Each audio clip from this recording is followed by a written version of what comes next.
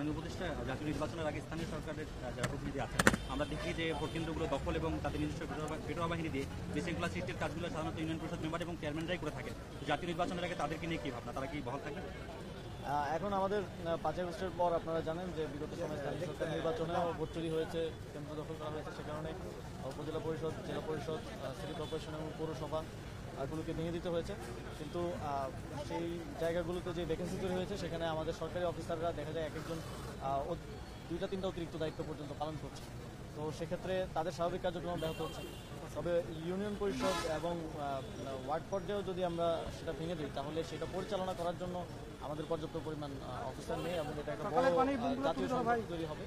তো সেই জায়গা থেকে আসলে ইউনিয়ন পরিষদ ভেঙে দেওয়া হয়নি। তবে যারা কট্টর আওয়ামী লীগের ফ্যাসিবাদীদের চেয়ারম্যান ছিলেন তারা 5 বছর পর আপনারা জানেন যথারীতি পালিয়ে গেছেন এবং সেখানে সেই জায়গাগুলোতে প্যানেল চেয়ারম্যান কিংবা প্রশাসকের মাধ্যমে কার্যক্রম পরিচালনা করা হচ্ছে।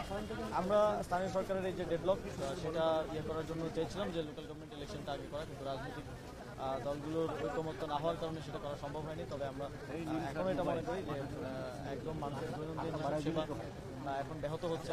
একদম জন্ম নিবন্ধন, মৃত্যু সনদ, এনআইডি কার্ড থেকে শুরু করে সকল ধরনের দৈনন্দিন সেবার জন্য মানুষ স্থানীয় সরকারের উপর নির্ভরশীল।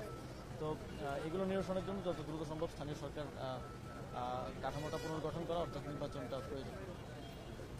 Thank you.